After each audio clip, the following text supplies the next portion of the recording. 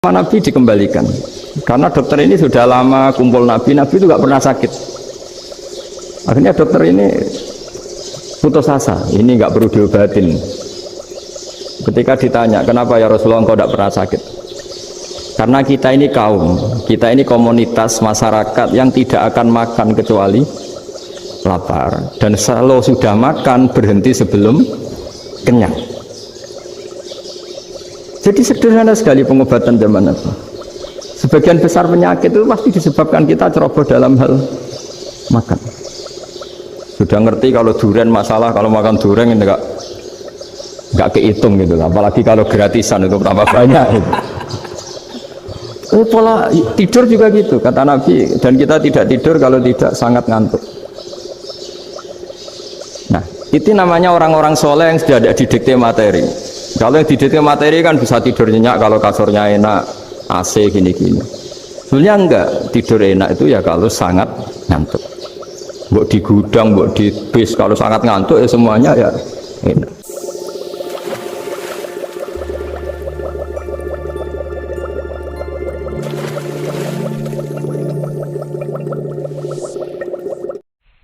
Rabbil alamin, Allahumma sholli wa sallim ala habibika Mustafa ka nabiyina Muhammadin wa ala alihi washabihi asma'in. Amma ba'du. Ini ngaji itu harus objektif itu jujur. Jadi bisa saja korbannya ya saya, bisa rektornya, bisa semuanya, tapi korban dengan makna yang bagus. Karena di antara saran Al-Quran Allah ngendikan kalau belajar atau mencari nasihat atau mencari kebaikan apa saja itu diistilahkan walau ala anfusikum awil walidaini wal aqrabin, meskipun ketentuan itu merugikan kamu. Jadi ketentuan apapun yang merugikan kita harus tetap kaji meskipun itu tidak menguntungkan kita, karena banyak problem mulai dulu sebenarnya problem itu orang yang wakam da'in yadda'i annahu da'a ilallah tapi hakikatnya yad'u ila nafsi. Jadi banyak da'i yang mengklaim dirinya mengajak ke Allah dan Rasul tapi sebetulnya hakikatnya mengajak ke kelompoknya sendiri. Saya ini termasuk kiai yang masih orisinil.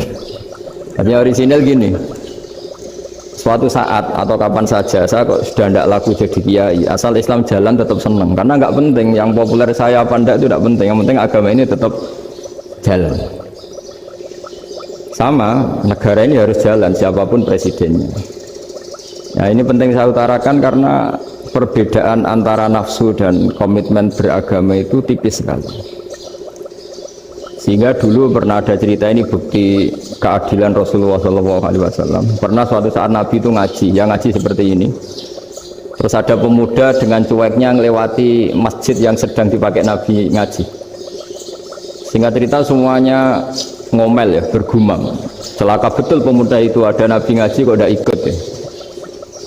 Tapi Nabi secara besar hati ngendikan, ini ada di beberapa kitab di Fadhailul Kasbi, keutamaan kerja.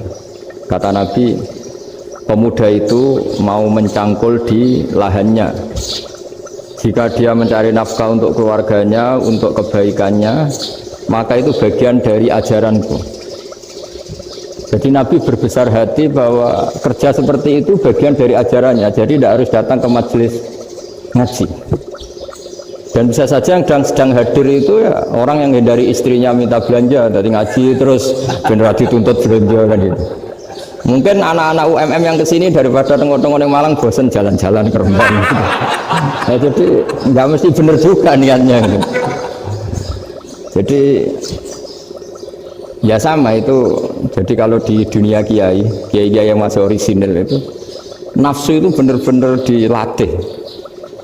Maka masyhur dalam cerita ada orang perang sama Ali radhiyallahu anhu. Ketika perang ini sangat semangat, tapi ketika orang itu meludahi dan Sayyidina Ali ini tersinggung karena diludahi, Sayyidina Ali langsung angkat tangan, sudah perangnya nggak usah diteruskan karena saya marah sama kamu sekarang demi nafsu karena kamu meludahi saya, padahal saya tadi motifnya demi Allah dan Rasul. Jadi sangat tipis bedanya kita emosi karena diri kita dan emosi karena Allah dan Rasul. Sehingga ketika diludahin ini terus beliau mikir jangan-jangan perang saya karena saya diludahin. Nah, yang hilang dari peradaban modern adalah Allah itu tidak begitu hadir di hati kita. Saya sering cerita di mana-mana, teks hadis itu sebenarnya berbunyi gini, ini hadis sahih. Mangka na yu'minu billahi wal yaumil akhir fal yukrim jarohu. Ada yang fal yukrim jarohu doifahu, ada yang fal yakul khairan aul yasmut. Siapa yang iman dengan Allah dan Rasul maka harus memuliakan tetangganya, memuliakan tamunya.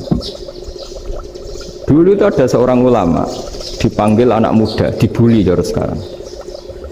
Wahai kiai, datang ke rumah saya. Datang kiai itu. Setelah sampai ke rumah orang itu, silakan kiai kembali ke rumahnya. Saya tidak butuh kiai. Kiai itu dengan riang kembali. Setelah di rumah dipanggil lagi. Pak Yai, silakan datang ke rumah saya. Datang lagi. Ya senyum-senyum kiainya santai. Wah, nggak jadi butuh Pak Yai. Silakan kembali lagi. Sampai 3 kali. Oh itu kalau rektor digitukan marah itu. Dosen marah. Kiainya santai. Santai, senyum-senyum, rileks. Ketika ditanya, kenapa Pak Yai tidak tersinggung? Jawabannya unik. Anak muda, saya ini senang sekali nuruti perintah Allah, disuruh menghormati tetangga. Sehingga ketika Anda manggil, ya saya datang. Ketika Anda nyuruh pulang, ya saya pulang. Saya senang sekali nyenangkan tonggo. Dan itu perintah Allah, jadi tidak ada hubungannya dengan kamu. Wah, pemudanya nangis minta dimaafin. Kalau kita kan enggak, kita ini dosen, kiai, mungkin kita doktor, mungkin kita profesor. Tapi kita ini sering didikte oleh orang bodoh. Kalau orang bodoh jengkel, lo kita ya jengkel. Lo kamu jengkel, dijengkelkan orang bodoh itu namanya terdikte. Itu bodoh apa pinter? Wah itu tidak pinter sama sekali. Kalau betul-betul kamu pinter, hanya bisa didikte oleh Allah Subhanahu wa ta'ala. Jadi antara hukum Allah apa? Wa ahsin man asa'a ilaika, berbuatlah baik sama orang yang berbuat buruk sama Anda. Itu dikteannya Allah. Kalau dikteannya orang-orang bodoh kayak dimangkel ben mangkel, terus kamu mangkel. Itu bodoh apa pinter? Nah, problem kita kekinian adalah wong pinter wong bodoh itu podo-podo bisa didikte oleh sekelilingnya. Terus karuan wataknya perumahan seperti itu, wataknya anak-anak seperti itu, kita didikte. Anak-anak jengkelin kita mangkel, berarti kita didikte oleh orang bodoh. Makanya agama itu unik, kadang ngendikan wa ahsin man asa'a ilaika, kadang wasil man qata'aka, sambunglah orang yang memutus kamu. Karena dengan demikian kita hanya didikte oleh Allah Subhanahu wa ta'ala, bukan didikte oleh hukum sosial. Cara Jawane nak ngapiki tangga sing apik akeh tunggale. Berbuat baik sama yang berbuat baik pada kita itu, mbok orang fasik ya seperti itu, maling ya seperti itu, sama. Tapi kalau berbuat baik sama orang yang berbuat jelek sama kamu itu baru luar biasa. Dan memang teksnya hadis wa ahsin man asa'a ilaika, berbuat baiklah sama orang berbuat buruk sama kamu. Jadi nggak boleh orang didikte. Makanya ngaji di sini diantaranya saya akan cerita dalam sebuah hadis sahih, dalam hadis hasan yang diriwayatkan Imam Tirmidzi, ada kalimat dari Rasulullah SAW, dawe Nabi, la takunu imma'atan taquluna in ahsanan nasu ahsanna wa in zalamu zalamna walakin watti'u anfusakum in ahsanan nasu an tuhsinu wa in asa'u alla tazlimu. Kamu jangan jadi orang yang mudah diombang-ambingkan oleh orang sekeliling kamu, yaitu kamu mengatakan jika orang baik ke saya akan baik, jika orang buruk ke saya juga akan membalas buruk. Itu namanya Anda didikte. Tapi berkomitmenlah kamu akan berbuat baik meskipun orang lain berbuat buruk. Nah sekarang logika sosialnya begini, kalau di Indonesia itu ada 1000 kiai, ada 1000 profesor yang ingin membenahi Indonesia, rata-rata orang awam itu semau gue, terus mereka mendikte kita, perilakunya nggak simpatik, perilakunya jengkelin, terus 1000 profesor ini ikut jengkel. Itu kira-kira jadi solusi apa goblok bareng ya? Sama 1000 kiai ini ikut jengkel, ini jadi solusi apa goblok bareng? Goblok bareng. Nah problem sekarang kita ini biasa didikte orang bodoh.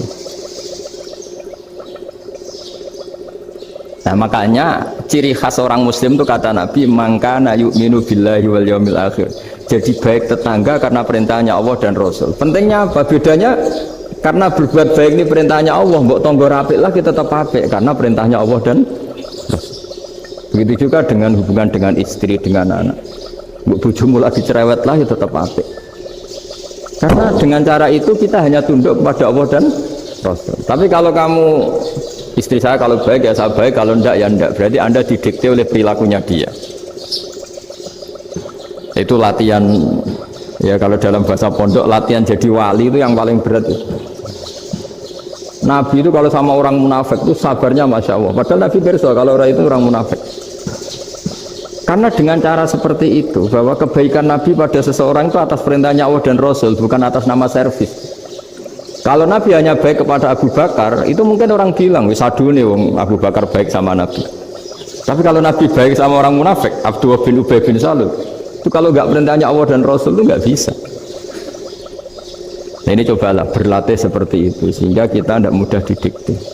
Ya saya ulang lagi, nggak mudah apa? Didikte. Maka di antara kebaikan Allah dan Rasul adalah bahkan orang zalim saja diberi jatah rahmat. Makanya tadi seperti mukadimah yang dibaca Pak Haris tadi, agama ini rahmatan lil alamin. Orang yang zalim saja dapat jatah apa? Rahmat, apalagi yang soleh. Nah kemudian yang perlu dicatat, kenapa kita menjadi enjoy dengan Islam? Islam itu adalah agama yang tidak didikte oleh materi. Jadi kalau Anda ingin makan enak, mungkin kalau pikiran kebanyakan orang, anak-anak muda yang milenial, yang gaul, ingin makan enak ya makan yang disukai. Misalnya sate atau bakso Malang atau apa. Kalau orang-orang yang jadi wali nggak gitu cara berpikir. Ini yang masih orisinil. Ditanya, ini dunia baru kesulitan makanan, baru resesi. Cara makan enak gimana? Jawabannya lucu. Ya gampang, idamuhu alju. Idam itu lauk. Kalau kamu ingin makan lauknya paling enak apa? Alju. Kamu harus lapar banget. Sampai kalau puasa itu melihat tempe itu wah, luar biasa. Tapi kalau kamu nggak puasa, air putih itu nggak menantang. Tapi kalau puasa, tempe air putih itu menarik dan Anda tetap lahap. Apa? Karena lauk terbaik adalah alju, yaitu lapar. Nah tapi kita ini enggak, kita ini kayak orang bodoh. Kayak orang bodoh tadi, profesornya makan nyaman ya kalau sesuai selera. Nah itu kan sama dengan anak-anak ABG. Anak ABG itu makan lahap ya kalau yang disukai. Lalu bedanya apa ABG sama profesor? Kalau cara berpikir masih sama kan itu. Kiainya juga gitu. Kiai makan enak kalau yang disukai, kalau enggak. Itu bedanya apa kiai sama orang awam? Orang awam juga gitu, makan lahap ya kalau yang disukai. Nah ternyata perilaku kita ini yang pintar sama yang bodoh sama maksudnya. Kalau kamu ingin berkasta lebih baik, itu cara makan enak itu apa? Idamuhu alju'. Lauk terbaik adalah karena kita sangat lapar. Makanya masyhur dalam cerita-cerita tarikh sirah nabawiyah, Nabi diberi hadiah, beberapa hadiah. Di antaranya ada yang diterima, ada yang enggak. Termasuk yang dikembalikan itu dokter. Ada seorang raja memberi hadiah Nabi dokter Tobit. Itu sama Nabi dikembalikan.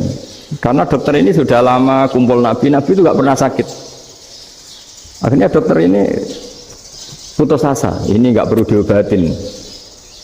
Ketika ditanya, kenapa ya Rasulullah engkau tidak pernah sakit? Karena kita ini kaum, kita ini komunitas masyarakat yang tidak akan makan kecuali lapar. Dan kalau sudah makan berhenti sebelum kenyang. Jadi sederhana sekali pengobatan zaman Nabi. Sebagian besar penyakit itu pasti disebabkan kita ceroboh dalam hal makan. Sudah ngerti kalau durian masalah, kalau makan durian ini nggak kehitung gitu. Apalagi kalau gratisan itu berapa banyak. Gitu. Pola tidur juga gitu kata Nabi. Dan kita tidak tidur kalau tidak sangat ngantuk. Nah itu namanya orang-orang soleh yang sudah ada didikte materi. Kalau yang didikte materi kan bisa tidur nyenyak kalau kasurnya enak, AC gini-gini. Sebenarnya enggak, tidur enak itu ya kalau sangat ngantuk. Mbok di gudang, mbok di bis, kalau sangat ngantuk ya semuanya ya enak. Sama, mbok lapar, mbok hanya tempe, tapi kalau sangat lapar itu ya enak. Nah ini ilmu yang mulai hilang, ilmu-ilmu yang mulai hilang. Nah, cara ibadah juga gitu. Kita ini kan, saya ini punya bapak kiai, mbah kiai, punya guru yang sangat alim ya seorang kiai Kiai Memun. Itu dulu kita pengkaji ilmu itu tidak pernah tahu bedanya NU dan Muhammadiyah. Karena dulu Mbah Darwis itu, Kiai Dahlan itu dulu ngajinya bersama Mbah Hasyim ketika di Indonesia yang ngaji Mbah Soleh Darat. Mbah Soleh Darat itu dulu ngajinya sama buyut saya ke-6, namanya Mbah Soleh Asnawi di Kudus. Mbah Soleh Darat itu dulu alim-alimnya orang Jawa ya Mbah Soleh Darat, Soleh bin Umar. Tempatnya di Semarang, tapi beliau itu sebenarnya orang Jepara yang dekat Kudus. Setelah di Mekah, Mbah Hasyim ini mondoknya ya, mulazimnya ke Syekh Mahfud Termas, tapi sesekali ke Syekh Khotib Minangkabau. Nah yang Mbah Ahmad Dahlan lebih sering ke Syekh Khotib Minangkabau, sesekali ke Mbah Mahfud. Singkat cerita, karena Syekh Khotib Minangkabau sudah modern ya, terlibat organisasi dunia. Pas itu beliau pengagum Muhammad Abduh, pengagum Rasid Ridho, sehingga bawaannya Mbah Dahlan itu lebih pergerakan karena beliau lebih mengidolakan Syekh Khotib. Nah Syekh Khotib sendiri sebenarnya orang Minangkabau, jadi beliau namanya Muhammad saja sebenarnya. Jadi menantunya orang Arab. Oh itu dicibir mertuanya ini karena punya mantu orang Jawa, orang ndak Arab.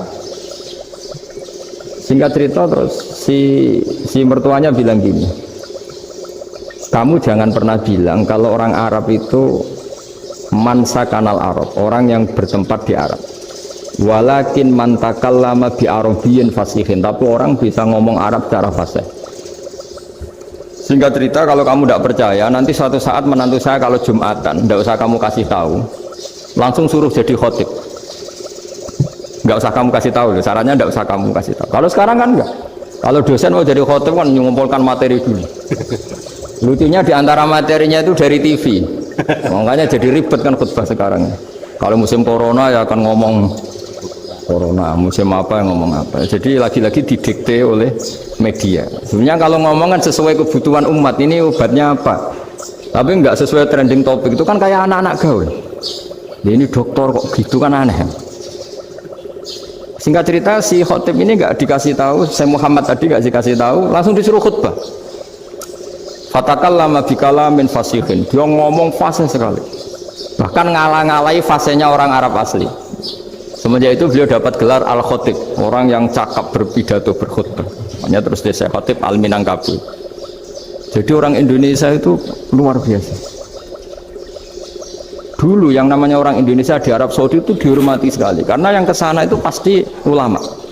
Sudah alim di Indonesia ke sana, termasuk Mbah Ahmad Dahlan, Mbah Hasyim dulu karena sama-sama muridnya Mbah Soleh Darat. Lama-lama yang ke sana itu TKI TKW itu ya mulai agak dibully. Dulu Syekh Nawawi di antara ijtihad yang dihormati itu beliau mengkritik nyuwun sewu orang yang kan orang biasa mati syahid. Hebat orang mati syahid itu hebat gini. Oke, kita sepakat orang mati syahid itu hebat. Tapi kata Imam Nawawi dengan syarat niatnya itu li'ila'i kalimatillah dan itu bawaan takdir. Seorang lagi itu bawaan takdir, harus mati di medan perang. Tapi tidak boleh seseorang ini niat perang tapi niatnya supaya syahid. Karena kalau begitu berarti dia berniat supaya menjadi maktulal kafir, orang yang dibunuh orang kafir. Kedua, dengan dia mati berarti pasukan Islam berkurang. Berarti dia ingin pasukan berkurang, hanya ambisinya dia ingin langsung ke surga. Misalnya pasukan orang Islam itu 10, orang kafir 10. Kalau kamu ingin syahid berarti mati 1 kan, tinggal 9 kan. Nah kalau yang seperti itu 10 kan mati semua. Gara-gara ingin syahid akhirnya perangi rapati tenanan, benang mati, benang lebu. Kata Syekh Nawawi, ya enggak. Kalau kamu perang sama orang kafir ya niat menang. Dengan niat menang ini kamu ingin li'ila'i kalimatillah. Tapi kalau kamu ingin syahid berarti kamu menuruti keinginan nafsu kamu yang cepat masuk surga. Itu orang Arab kagumnya bukan main. Karena di mana-mana orang itu dinilai dari niatnya. Paham ini ya?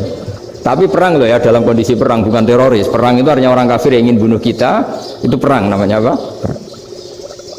Dulu orang cerita syahid itu hanya pokoknya syahid itu hebat, pokoknya syahid itu hebat. Syahid di medan perang itu hebat, pokoknya syahid di medan perang hebat. Tapi ketika Syekh Nawawi memberi penjelasan ilmiah, Jika kamu perang ingin cepat mati, ingin cepat syahid, artinya ini untuk pemenuhan diri kamu, karena kamu bayangkan langsung masuk surga. Kamu lupa bahwa dengan kamu dibunuh, kekuatan Islam berkurang. Akhirnya beliau memberi penjelasan, syahid itu bagus, itu sebagai takdir. Hanya takdir itu kita perang yang ingin menang, tapi takdirnya mati. Jangan dibalik, oleh perang rapati tenanan, benang mati, nang lebu. Itu yang pertama, termasuk ulama yang pertama memberi penjelasan itu Syekh Nawawi. Akhirnya melahirkan kekaguman yang luar biasa dengan tafsir Munirnya itu. Terus beliau itu orang yang rileks kalau menjelaskan ilmu. Ini juga guru-gurunya Mbah Hasim, Mbah Guru sama Mbah Hasim, sama Mbah Ahmad Dahlan Syekh Nawawi. Jadi dulu yang alim di Arab itu ada Syekh Nawawi, ada Syekh Khotot Minangkabau, ada Syekh Bakir Jogja, ada Syekh Mahfud Termas. Itu orang Indonesia banyak sekali yang alim. Bahkan diantaranya yang dikagumi Al-Azhar itu juga orang Indonesia, nama Syekh Abdul Manan, itu mbahnya Syekh Mahfud Termas. Itu pertama ada duta besar Indonesia di Mesir, itu termasuk barokahnya Mbak Abdul Manan tadi, itu juga orang Indonesia. Jadi pemahaman ulama Indonesia itu khas, termasuk ketika memaknai apa? Syahid. Ketika memaknai apa? Syahid. Itu unik. Ketika Syekh Nawawi diuji dulu, itu yang namanya ulama diuji dulu oleh 100 ulama. Jadi dulu ya ada kompetisi. Imam Bukhari diakui jadi ahli hadis itu diuji oleh mi'atu muhaddisin, 100 orang ahli hadis, sanad dibolak-balik, matanya dibolak-balik, tapi beliau tetap bisa mengembalikan proporsi sanad itu. Syekh Nawawi pernah diuji gini. Ayul afdol al ulama awe salatin. Keren mana ulama sama raja atau sama orang-orang kaya, sama penguasa? Ya keren ulama. Dibully sama orang. Tapi setahu saya banyak ulama yang antri di rumahnya raja, tapi saya tidak tahu melihat raja antri di rumahnya ulama. Ya, kebanyakan kan mungkin ustadz atau kiai yang antri ngajukan proposal kan enggak. Nah, kalau raja kan enggak pati itu, malah enggak usah antri, kiainya sudah nyambut sebelum datang. Jawabannya lucu Syekh Nawawi itu, dan yang tanya itu langsung diem. Ya karena ulama itu tahu fungsinya uang, sehingga cara nyari sampai seperti itu. Sementara raja-raja itu tidak tahu fungsinya ilmu, makanya tidak pernah sowan ulama. Sehingga jadi ya dianggap enteng saja. Ulama kan tahu fungsinya uang, tahu untuk pondok, tahu masjid. Sementara raja tidak tahu fungsinya ilmu. Jadi itu khas Jawa ya. Khas Jawa, khas Indonesia. Apa-apa yang menurut orang banyak dengan tanda kutip itu buruk atau baik, itu orang Jawa menafsirkan tuh gampang saja. Sehingga semenjak itu Jawa itu dipandang betul. Saya punya kitab namanya Qadhayal Haji wal Umrah. Itu terbitan Hayatul Ulya Arab Saudi, milik Wahabi. Itu diantara fatwa yang dipakai untuk solusi muskilatul haji, problem-problem haji kekinian. Itu fatwanya syekh-syekh yang dari Indonesia, termasuk Syekh Khotib Minangkabau, Syekh Nawawi Banten, Syekh Bakir Nur Jogja. Misalnya begini, dalam fatwa-fatwa yang menyulitkan kita ya, sampai sekarang jadi perdebatan. Ketika Safa dan Marwah itu dengan batas tertentu, saya ulang lagi dengan batas tertentu, mau tidak mau atas nama kebutuhan, itu kan butuh perluasan. Karena kalau naik turun itu mudah disepakati ulama. Jadi misalnya gini ya, saya punya tanah seluas ini, pasti orang akan mengatakan sampai bawah ya tanah saya, sampai atas tanah saya. Itu mujma' alaih, itu disepakati. Sehingga Nabi ngendikan al-Ka'bah min tuhumil ardi ilas sama Ka'batun. Ka'bah sampai ujung bumi, sampai ke aras semuanya Ka'bah. Sehingga tidak ada perdebatan ulama ketika Masjid Haram ditingkat, kemudian yang di atas sholat, tetap dia menghadap Ka'bah. Tidak harus diluk melihat di bawah, enggak. Karena Ka'bah sampai langit. Sama, tanah Anda kamu tingkat sampai 10, enggak ada tetangga protes. Karena bawah sampai atas tanah Anda. Tapi kalau diperluas, tanah Anda kamu luaskan setengah meter saja atau 3 cm saja, iso geger mbek tonggo. Karena di mana-mana batas itu ya tadi, kalau atas bawah miliknya, kalau samping enggak. Pertanyaannya, perluasan Mina itu ke samping. perluasannya matof yang mas'ah itu juga ke samping. Bagir kan ulama dunia. Bagaimana hukumnya mina jadid? Mina yang diperbarui atau mina yang diperluas. Itu diantara rujukan baik yang membolehkan maupun yang menentang. Itu ya Syekh Indonesia. Itu orisinal tuh. Saya punya kitab orisinal terbitan Hayatul Ulya, kira-kira ya kemenaknya Arab Saudi kalau di Indonesia itu. Itu yang dirujuk Dawei Syekh Nawawi, Dawei Syekh Khotib Minangkabau. Karena apa? Ada logika khas Jawa. Misalnya begini. Meskipun saya tidak perlu fatwa Mina jadid sah apa enggak, memang jadi perkhilafan ulama. Misalnya kampung ini dinamai Mina. Pertanyaannya gini, tanah yang di samping ini bisa milik Anda apa enggak? Ya bisa Gus kalau dibeli atau dihibahkan. Berarti tanah di samping Anda menjadi milik Anda karena ada proses pengambil alian lewat beli maupun hibah. Nah masalahnya ini negara itu berhak menganeksasi atau memasukkan ini sebagai Mina. Itu ulama Jawa kalau ditanya alasannya apa? Fa'innal muttasila bisyai' hukmu dzalika syai'. Karena yang gantet, yang mutasil itu bisa dihukumi seperti sesuatu itu. Jadi kalau ini Mina, ya yang gantet Mina ini ya bisa dikatakan Mina. Beda dengan membuat Mina Malang Mina, wah itu tidak bisa, ada mutasil kan.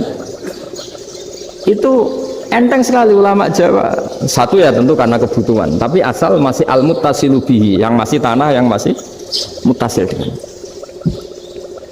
Nah ketika perluasan mas'ah antara sofa dan marwah kan misalnya ini batas luasnya sofa, ini batas luasnya marwah. Lalu atas nama kebutuhan sofa marwah itu sampai sini, sampai agak meluas ke sini. Itu geger Arab Saudi. Wah ini gimana?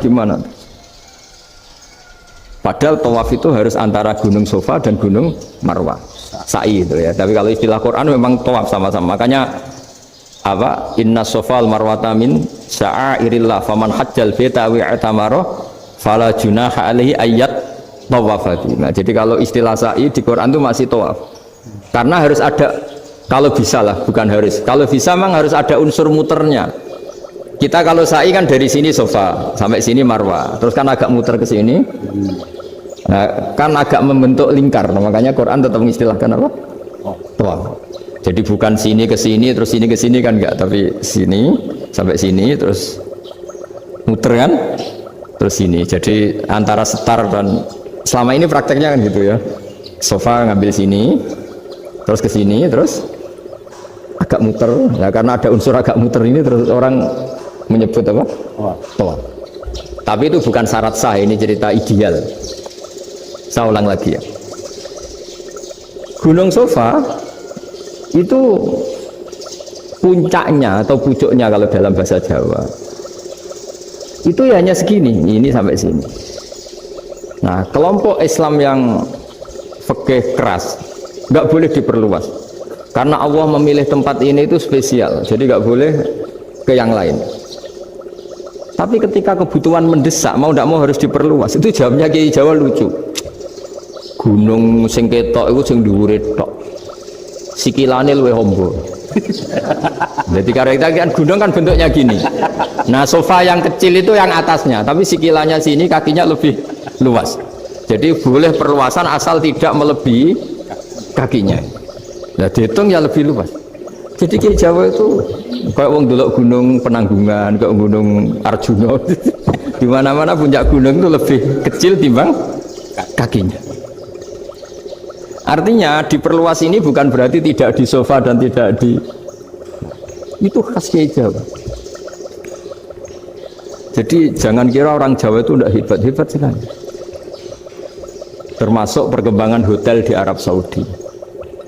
Itu dulu sebelum ada hotel, buyut saya kelima atau keenam dulu haji, namanya Badur Rahman. Itu kalau mau ingin apa ya, menghindari terik matahari itu masuk gua. Itu masuk gua itu hanya separuh badan, kakinya di luar. Jadi jangan bayangkan kalau gua di Indonesia kayak gua Akbar di Tuban orang bisa masuk jalan-jalan, enggak. Gua di Arab itu kayak cepitan batu, tidak sampai masuk. Sehingga kepalanya dimasukkan, kakinya masih kena matahari. saking panasnya Arab Saudi. Sehingga dalam bayangan hijrah ketika Nabi bersembunyi di gua apa? Sur, itu kata Abu Bakar, kalau orang kafir melihat kakinya pasti melihat kita karena nggak bisa masuk penuh. Jadi orang itu mau dempes tok. Sehingga ya kira-kira luasnya gua paling segini. Makanya guyonannya kiai-kiai itu untung nggak kayak gua Indonesia. Kalau kayak gua Indonesia laba-labanya capek karena luas sekali. Jadi jangan bayangkan gua Arab itu kayak gua Indonesia. Makanya bayangannya andai kan orang itu melihat ke bawah pasti melihat kita karena orangnya tidak bisa masuk penuh, nggak bisa masuk 100%. Ya kayak cepitan batu lah mirip. Itu kan mirip Gunung Uhud. Gunung Uhud kata Rasulullah, nanti kalau kamu perang itu di atas, menang atau kalah di atas, musuh biar di bawah. Dengan di atas kamu bisa manah. Jangan bayangkan kayak Gunung Merapi, kayak Gunung Penanggungan. Lah kalau Gunung Penanggungan manah ke bawah yang leyang kan. Jadi gunung di Arab itu kayak bukit ya, sampean pernah kan ke Uhud itu ya sama ini aja tinggi ini kan. Nah ini yang ada, mulai ada mis, makanya nerjemah itu susah di Indonesia karena jabal itu udah harus tinggi. Kalau tinggi nggak bisa manah dari atas ke bawah kan nggak ngefek kan. Sampai kalau ke Uhud gunungnya kan pendek sekali sehingga yang manah dari atas ke bawah ya kalau kena musuh ya celaka karena memang dekat.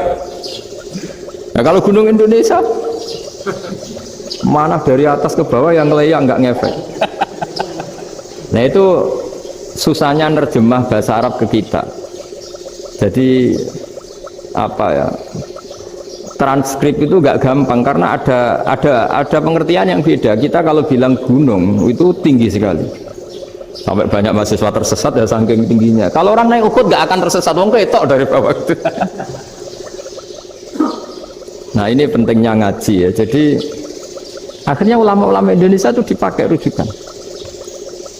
Jadi mulai Mbah Hasyim, Mbah Ahmad Dahlan sampai era buyut-buyut itu masih orang alim. Lama-lama yang di Indonesia ini orang-orang yang bodoh. Sehingga orang Jawa kalau ke sana dibully, ya Jawa tak kulu kaya. Orang Jawa itu penggaweannya itu makan ular. Karena belut itu kalau di kamus itu persis ular. Dulu itu kan kamus tidak full color. Gara-gara gak full color, gambar belut sama ular itu sama. Belut itu belut sama ular kalau nggak full color gambarnya sama apa enggak? Sama. Terus orang Jawa itu kan masih banyak yang makan bajing itu apa? Ketupai itu. Bajing kalau digambar tidak full color sama dengan tikus. Gambar yang tidak warna hitam putih. Sehingga kita ini dibully pemakan tikus dan pemakan ular. Karena belut itu persis ular kalau digambar yang tidak full color. Sampai datang Syekhona Khalil, datang ulama ngarang kitab ya judulnya Al-Belut karena nggak terima bangsanya dinyek makan apa? Ular. Terus dikarang wal belut hayawanun bakhriyun, terus ya isu fi kadza wa kadza, itu beda dengan al-hayyah, itu diterangkan mulai bisa nerima. Terus sistem hotel juga gitu. Sampai tanyakan dalam sejarah dulu orang Sedayu ada namanya Syekh Mukhtar. Syekh Mukhtar bukan bikin rumah besar yang siapapun orang Indonesia haji itu nempat di sana. Nah ini yang menginspirasi akhirnya ada hotel. Dulu Syekh Mukhtar hanya menyediakan untuk hujat-hujat Indonesia. Lama-lama jadi hotel. Tidak mau saya mau cerita. Kata Mbah Mun sering cerita. Kenapa wa ma arsalnaka illa rahmatan lil alamin, kata Mbah Mun, Allah itu pasti bikin ulama yang tidak produk Arab itu pasti ada. Kalau orang Arab jadi ulama wajar, bahasanya Arab, domisilinya di Arab. Tapi Allah akan selalu bikin ulama yang tidak bangsa Arab. Imam Ghazali itu Tus itu Persia. Imam Bukhari itu kira-kira kalau sekarang ikut Uzbek. Ya. Imam Bukhari itu kalau negara sekarang ikut mana? Uzbek. Kenapa demikian kata Mbah Mun? Karena Allah sudah ngendikan wa ma arsalnaka illa kafatan linnas. Manusia semua ini kena khitabnya Islam. Kalau tidak ada ulama yang dari berbagai negara, kesannya Islam itu hanya milik orang Arab Saudi. Makanya Allah selalu bikin ulama-ulama yang bahkan tidak Arab. Termasuk Imamul Muhaddisin. yaitu Imam Bukhari, itu orang Uzbek, orang Rusia lah kalau sekarang, ikut Uni Soviet dulu. Imam Ghazali itu orang Persia, Syekh Nawawi itu orang Banten. Karena Allah ingin memaklumatkan bahwa Islam ini untuk semua, sehingga orang yang tidak Arab pun bisa belajar Islam, yang alimnya itu nggak kalah sama orang apa? Arab. Makanya ini PR ya, kalau Gus Dah Ploso nanti ngendikan suatu saat orang belajar Islam itu bahkan orang Arab pun bisa belajar ke Indonesia. Kalau orang Indonesia bisa alim betul kayak dulu. Sekarang banyak liga antar ulama, itu orang Indonesia pasti masuk. Ulama-ulama top dunia itu pasti orang Indonesia banyak yang masuk. Karena tadi ketika orang Indonesia baca kitab, itu orang Arab itu kagum, kok bisa ada bahasanya baca secara benar. Bukan sekedar bisa baca secara benar. Karena memang dilatih sedemikian rupa di pondok-pondok. Makanya kita semua lah, yang alim di Indonesia itu kemana-mana ya pasti alim. Dulu putra Mbah Mun namanya Gus Zofur itu tahun pertama ya sudah the best di tahun pertama. Kalau tahun pertama the best-nya ilmunya bawaan dari sarang, dari keluarganya. Gus Najih mondok di Sayyid Muhammad tahun pertama sudah dipuji sebagai yang teralim karena ya sanggup. Kalau dipujinya tahun ketiga, tahun keempat kan mungkin dapat dari sana. Ini tahun pertama. Saya ulang lagi tahun. Karena pengajaran di Indonesia itu luar biasa di pondok-pondok. Makanya kalau dalam anekdot pondok itu cerita-cerita lucu itu. Ada orang Jakarta ngaji, setelah di kelas itu pelengahan terus. Melihat jendela, lihat pintu terus. Lama-lama gurunya marah. Kamu diajarin kok enggak punya sopan, melihat pintu terus enggak memperhatikan guru ya. Anak Betawinya jawabnya lucu. Habis Pak Guru bohong ya. Kenapa ya? Kamu Pak Guru bilang Ja'a Zaidun, Zaid datang. Tak lihat enggak ada yang datang. Setelah itu contoh nasab kan ro'a itu Zaidan. Saya melihat Zaid, saya enggak melihat Zaid. Contoh ketiga yang jer kan maror tuh Zaidin. Saya berjalan ketemu Zaid. Pak Guru diam di situ enggak jalan-jalan. Jadi saking detailnya Indonesia dia cari. Kalau rofa Ja'a Zaidun, kalau nasab ro'a itu Zaidan, kalau jar marortu bizaidin. Nah si murid Betawi ini karena pertama sekolah ngiranya gurunya itu cerita Zaid datang, makanya dia ngelihat pintu terus, mana katanya datang kok enggak datang-datang. Nah dengan latihan seperti itu kemungkinan orang Indonesia salah itu kecil karena memang dilatih betul. Saya ulang lagi karena memang dilatih betul. Sehingga ketika orang Indonesia ini yang cerita seorang wartawan, ini kisah nyata. Kalau ini tidak anekdot, kisah nyata. Ada wartawan internasional meliput Ramlah itu di Gaza, di Palestina. Wartawan Indonesia ini hanya bisa bahasa Inggris. Dijak ngomong bahasa Arab. Terus dia bilang saya tidak bisa. Saya tidak bisa, saya bisanya ngomong Inggris. Tapi apa yang terjadi setelah sholat, si Indonesia ini jadi imam pakai sholat jariyah lagi. Baca bismillah benar, bismillahi jar karena mudhof ilaih. Terus ketika iktidal ya benar, Rabbana lakal hamdu mil'us samawati wa mil'ul ardi benar. Ketika takhiyat ya benar, at-tahiyatul mubarakatuh sholawat.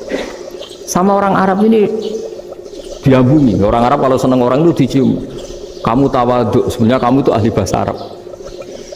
Karena orang Indonesia sekali sholat itu nggak ada yang salah, meskipun benarnya karena hafalan, tapi bagi yang ahli nahwu itu hebat. Misalnya kita kalau ngapalkan kan bismillahi, bismijar karena ba, Allah jar karena mudhof ilaih, ar-rahmani jar karena sifat, ar-rahimi karena sifat, alhamdu rofa karena mubtada, lillahi jar karena ada huruf jarli, robbi jar karena sifat. Sebetulnya tidak karena pinter, tapi karena hafalan. Tapi orang Indonesia hebatnya itu benar terus. Rabbana lakal hamdu, ya kan, alhamdu rofa, terus mil'us samawati ya rofa karena sifat. Sehingga terus orang Indonesia kalau sholat di Timur Tengah itu dipuji karena makhrajnya ya benar, rofa nasabnya juga benar. Nah itu di negara lain tidak ada, enggak Indonesia. Orang Cina itu sering bikin marah orang-orang Arab karena kalau dongo itu nggak fasih kayak orang Indonesia. Orang Indonesia kalau dongo ya Allahumma tohir qalbi. Orang Cina ini yang jadi guyon di Arab, Allahumma tahir kalbi gitu. Itu kan bedanya aja. Itu orang Arab pertama membiarin, lama-lama kalbun entak gitu, maksudnya asu-asumu gitu. Karena dia bilangnya qaf itu kaf. Jadi kalau Allahumma Allah tohir, kalau aturi nyucekno panjenengan kalbi ing asu ingsun kan. Tapi kalau qalbi itu ati ingsun, tapi kalau kalbi anjing ingsun. Bedanya qaf sama kaf. Karena arah-arahnya kalbun entak, asu-asumu maksudnya kan. Tapi padahal orang Cina itu paling dilihat teksnya ya pakai qaf. Orang Indonesia enggak, mulai kecil dilatih Fatihah itu. Kalau di Kudus malah sampai 3 bulan Fatihah itu. Sampai at-tahiyyatu, kurang bersih. At-tahiyyatu sampai ada cerita itu orang dipanggil maftuhin itu enggak melengak, harus maftuhin. Tapi barokahnya itu orang Indonesia kalau dongo memang benar-benar Allahumma tohir qalbi. Ya Allah sucikan hati kami, bukan tahir kalbi. Karena sekali jadi kaf itu maknanya anjing saya. Ya Allah sucikan anjing. Jadi ini orang Indonesia. Jadi kata Mbah Mun, dawe Mbah Mun, illaka fatal linnas, bahwa agama ini milik semuanya. Itu diantara bukti Allah menghendaki atau mendesain Islam seperti ini, orang yang belajar di Indonesia itu pengetahuannya Islam, pengetahuannya tentang Islam itu tidak kalah sama yang belajar di Al-Azhar, sama yang belajar di Arab Saudi. Makanya ini PR-nya UMM, PR-nya IAIN, PR-nya UIN. Bisa enggak sealim mereka dalam bahasa Arab? Nah, bahasa Arabnya mau man anta ana zaidun. Jangan sampai, karena kita di sana ini kadang dibully. Orang Arab tuh kalau bully kita, sampai tak kasih cerita, itu ngawurnya Masya Allah. Kata dia, ada anak orang Indonesia haji, si anaknya orang Indonesia yang dijotos sama anaknya orang Arab, dijotos, dipukul. Singkat cerita terus si orang Indonesia nggak terima, anaknya yang orang Arab dipukul, yang balas bapaknya. Orang Arab tanya, lima ada dorob taibni, kenapa kamu mukul anak saya? Itu orang Indonesia bahasa, wah aku sudah. Jadi hanya bilang gitu. Arya, anak saya dihadai maka tak ada. Arabnya gitu. Anak saya dipukul maka saya balas mukul. Itu orang Arab mantuk-mantuk, oh gitu. Paham? Suatu saat ada orang Indonesia itu sama orang Arab itu dilus-lus itu ya digini-giniin. Karena dia latihan bahasa Indonesia, latihan bahasa Arabnya itu masih mufrodat. Jadi kalau mengartikan yadun itu tangan, saro itu jalan. Jadi kalau jalan ya saro-saro. Roksun itu kepala. Ana itu ingsun. Jadi karena dia nggak ngerti penggunaannya. Itu bahasa Arabnya itu yadun anta. Jadi bukan yaduka tapi yadun anta. Berarti tangan kamu. Saro-saro itu jalan-jalan. Ala roksi anak yang atas sirah ingsun. Jadi mestinya yang benar kan yaduka saro ala roksi atau gitu. Tapi enggak dipotong-potong. Yadun tangan kan, anta kamu. Berarti tangan kamu. Saro-saro jalan-jalan. Roksun itu sirah, anak ingsun. Jadi di atas kepala saya. Orang Arab tertawa-tawa. Tapi paham maksudnya seperti. Jadi kita ini dibully di Arab itu Masya Allah. Jadi akhirnya lahirlah ulama-ulama tadi yang saya sebut tadi. Bahkan pernah lama sekali ulama Indonesia itu jadi master di Arab Saudi, yaitu Senawi Banten. Itu kalau orang sana bilang itu Sayyidu Ulama Il-Hijaz, top-topnya ulama Mekah Madinah. Padahal beliau orang Indonesia dan dimakamkan di Ma'la itu dekat makamnya Sayyidah Khadijah karena sangat dihormati. Nah, di antara sebab dihormati adalah ketika orang memahami syahid, maknanya pokoknya maktulal kafir. Syahid itu adalah orang yang kalau perang itu mati di medan perang. Itu Imam Nawawi merinci secara detail. Kalau dia perang supaya tujuannya mati syahid cepat ke surga, berarti dia nuruti hadzun nafsi, ingin cepat ke surga. Tapi dia lupa bahwa dia dengan terbunuh pasukan Islam berkurang kekuatan. Maka syarat perang yang benar adalah ya ingin menang. Di mana-mana perang ya lillahi kalimatillah, supaya kalimat Allah itu menang, jangan ingin kalah. Soal dia mati takdir, tapi jangan ingin mati. Wah, itu terus dikagumi. Ternyata memang, oh iya ya, kalau pasukan Islam 10, kafir 10, kita ingin syahid, berarti ya kalau orang ingin syahid kan terus mungkin perangnya ada hati-hati, main ngawur saja terus kalah mati. Ya, apa kalon satu kan, terkurangi satu kan. Nah kalau semuanya 10 punya niat gitu, nah itu Syekh Nawawi. Syekh Nawawi itu orang yang begitu gampang nerangkan Quran. Bahkan ketika orang Arab kesulitan ngartikan famathaluhu kamathalil kalbi intahmil alaihi yalhas atau tatrubuna yalhas. Orang tomak itu ibarat kayak anjing. Anjing itu kamu kasih makan ya tetap melet, menjulur-julurkan lidahnya, kamu ndak ya ndak. Imam Nawawi ditanya, "Ma wajusibbi?" Lalu wajah tasbihnya di mana? Beliau menjawab, "Fit tomak." Jadi anjing punya dua sifat yang berlawanan. Di bab ilmu dipuji, nggak ada hewan yang mudah menerima ilmu kayak apa? Anjing. Sehingga Quran mengistilahkan wa ma 'allamtum minal jawarihi mukallibin. Hewan yang mudah diajari itu oleh Quran dibahasakan sudah menganjing. Karena anjing adalah hewan yang paling mudah apa? Diajarin. Itu diakui oleh Quran wa ma 'allamtum minal jawarihi mukallibin. Tapi dia punya sifat yang sangat buruk sekali, yaitu nggak pernah puas. Makanya ketika Bal'am bin Ba'ura, ada tokoh yang kedonyan ya, itu kalau diistilahkan Quran walakinnahu akhlada ilal ardi wattaba'a hawa famathaluhu kamathalil kalbi in tahmil aliyal has atau tatrukhu yalhas. Jadi anjing punya dua sifat yang berlawanan. Di bab ilmu dipuji karena paling mudah diajarin. Itu saya pernah ke Malaysia, diceritain sama polisi Malaysia. Anjing itu saking cerdasnya itu bisa deteksi CD palsu sama CD bajakan, asli sama bajakan. Itu kan gak kebayang. Kalau narkoba mungkin masih ada bau khusus ya, atau mesiu atau bom masih ada bau khusus. Ini enggak. Anjing itu dilatih cek CD yang asli sama yang palsu. Wah itu kebablas itu pinternya itu. Itu harganya itu 1 miliar lebih, paling mahal. Jadi mungkin bisa deteksi ini dosen betul apa abal-abal itu bisa. Itu kiai betul apa kiai pesanan itu mungkin bisa.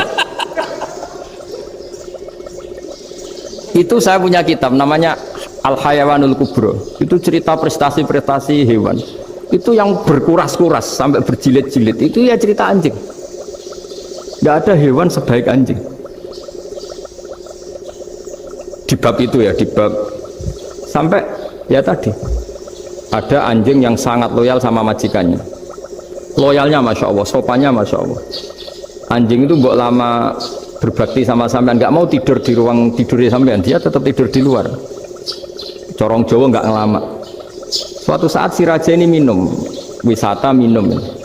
Pas mau minum diterjang sama anjingnya sampai tumpah. Kecewanya raja ini itu karena selama ini anjingnya sopan sekali.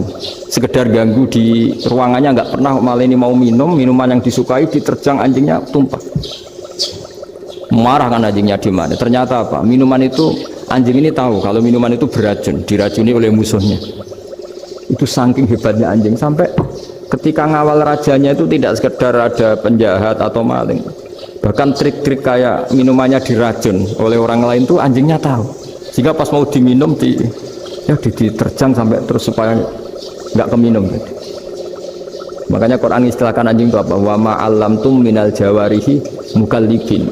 Hewan piaraan yang kamu ajarin nanti sampai sepinter anjing. Makanya Ashabul Kahfi itu ketika ngajak anjing tadi, beliau tidur, anjing itu tidurnya bil wasit, wakal buhum basitun zira'aihim bil wasit. Jadi dia tidur dalam posisi siaga.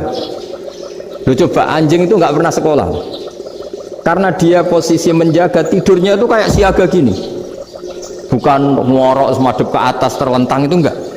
Andai kan dia tidur terlentang itu kan yang mau mengganggu kan, wah sunai turu, itu enggak. Dia tidur posisi siaga, makanya disebut Lawit tolak ta'alaihim lawalaita minhum firaron. Kalau kamu melihat anjing itu pasti lari karena dia posisi siap merekam. Jadi tidur tapi posisi siap. Jadi matanya tetap terbelalak kayak siap. Padahal itu nggak diperintah, ya dia memang punya nalar untuk itu.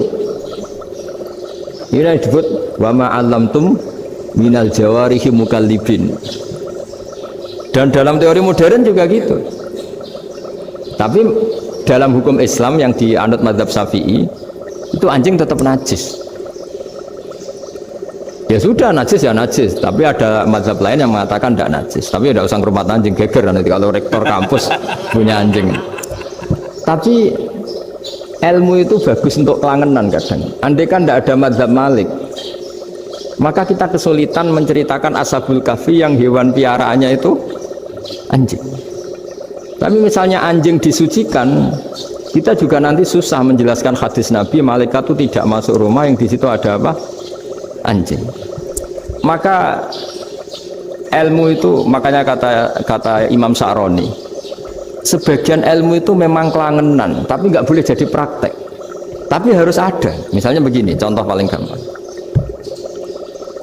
Api dalam mazhab Syafi'i kan alat pensuci hanya dua, air dan tanah. Ya saya ulang lagi, air dan tanah, yaitu tanah untuk mensucikan najis anjing. Imam Abu Hanifah menambahkan api. Mazhab Syafi'i itu agak kesulitan ketika ada batu bata dibikin dari tanah-tanah yang bercampur kotoran. Mazhab Syafi'i akan kesulitan karena di situ ada najis yang jadi materinya bata. Hukumnya gimana kalau nanti dipakai masjid? Tapi barokahnya ada beberapa mazhab. Abu Hanifah mengatakan dan api. Jadi apa tadi, air, tanah, api. Alasannya masuk akal. Ketika usatul mukminin, orang-orang mukmin yang ahli maksiat itu sebelum masuk surga, kalau dia dosanya banyak itu dibakar dulu supaya suci. Emas itu untuk memisahkan dengan materi lain juga harus dibakar. Berarti api termasuk alat. Artinya gini, batu bata yang materinya dari tadi najis sekalipun ini menjadi suci karena ngalami pembakaran. Tapi kata Imam Sa'roni, ilmu ini hanya sebagai ilmu. Jangan sampai kalau kamu mau wudhu gak ada air terus membakar diri lah, ini ribet kan. Jadi ilmu itu sebagian memang untuk kelangenan karena kita butuh. Andai kan tidak ada mazhab Abu Hanifah, maka kita akan kesulitan pakai bata. Kita tahu cara bikinnya kadang di tempat yang kotor, di tempat yang najis. Tapi karena ini ngalami dibakar, maka hukumnya suci menurut mazhab Abu Hanifah. Dan itu sering ulama itu sampai apa? Saya punya kitab fikih namanya Fardul Masail. Pengandaian ada masalah. Jadi masalah itu belum terjadi tapi diandaikan. Misalnya kayak di Texas. Bumi itu bulat-bulat. Texas itu kalau dibor itu pas Ka'bah. Lalu kiblatnya di mana? Bumi ini kan hanya rubuk-rubuk seperempat, yang ada arah itu seperempat. Tapi kalau Ka'bah itu sama Texas, atau Texas dengan Ka'bah itu lalu kiblatnya mana? Mau sudah bebas arah. Maka ilmu mengatakan maro'ahu muslimuna hasanan fawa indahu hasanun. Kamu jangan nuruti ilmu hakikat, tapi nuruti mindset. Kalau mainstreamnya orang banyak seperti itu, mindsetnya orang sana, misalnya Ka'bah sana, ya ikut sana. Tapi ini tidak mewakili hakikat, karena kalau yang 380 derajat itu kan terus ribet. Makanya ini kesulitan di bab-bab fikih. Ya saya ulang lagi, kesulitan di bab-bab fikih.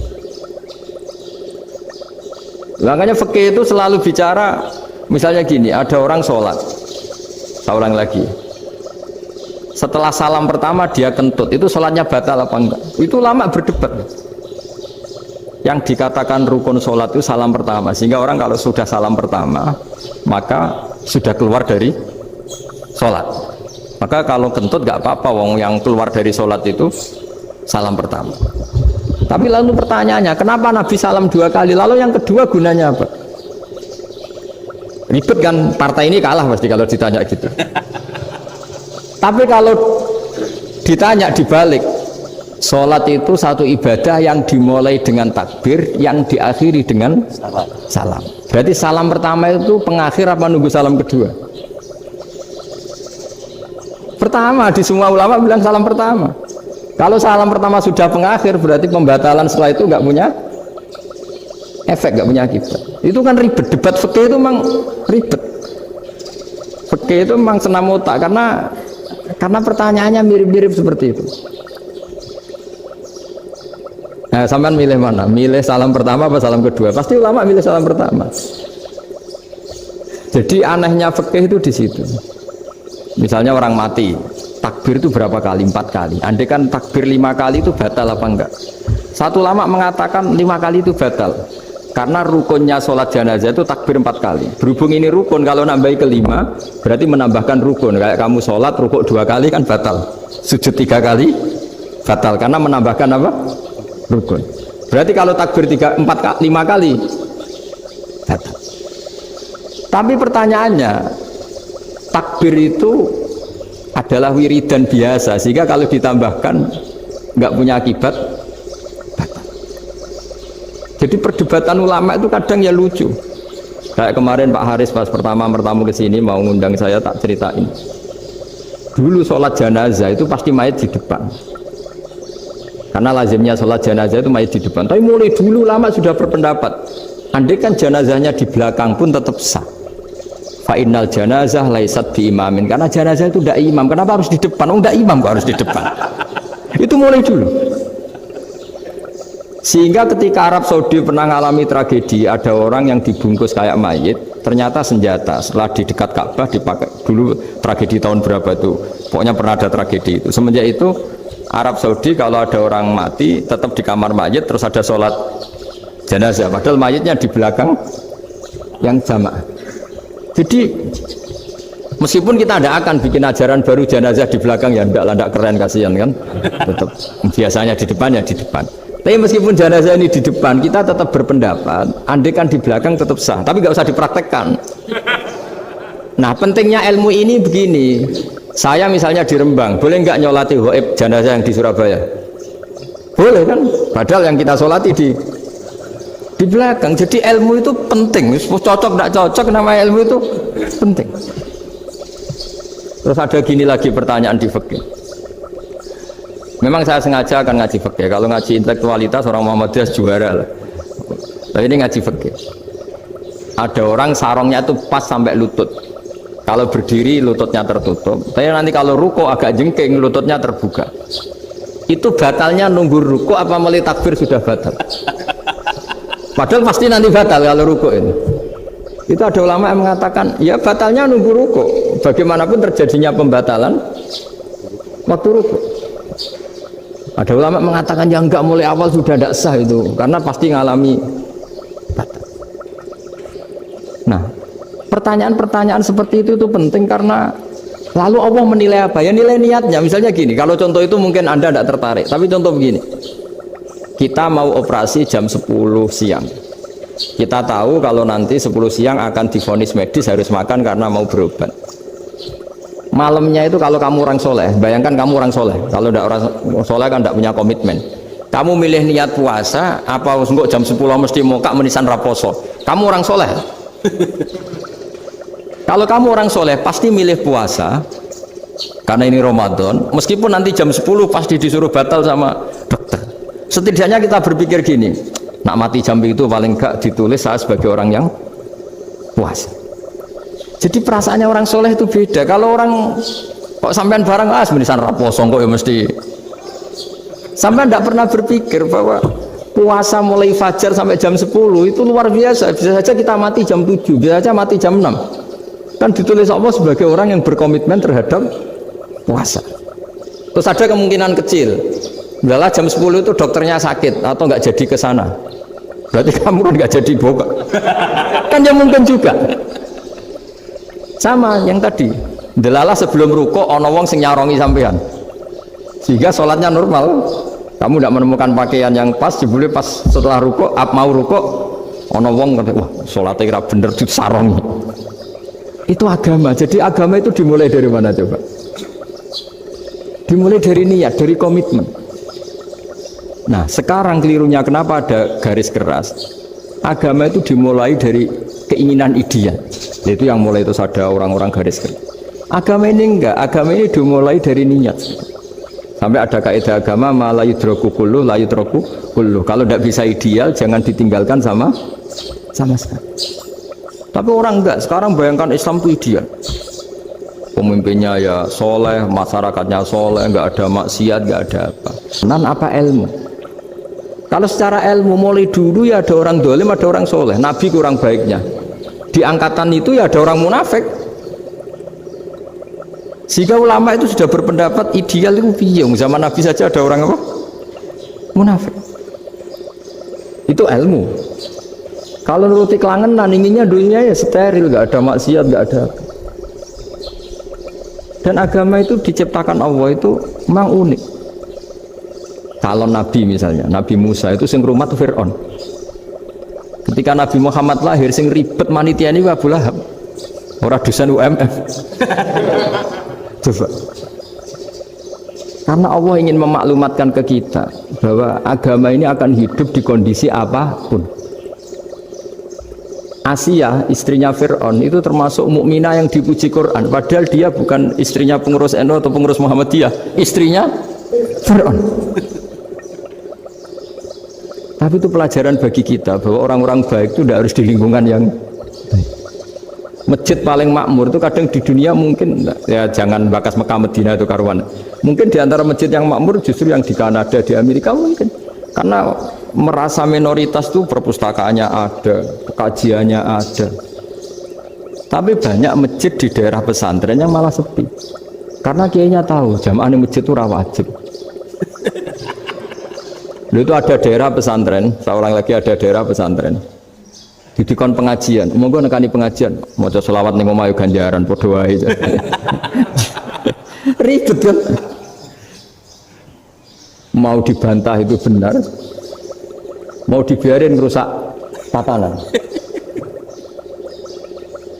Jadi saya mohon sekali ya, jadi ilmu itu diperbandingkan supaya perbedaan-perbedaan itu biasa.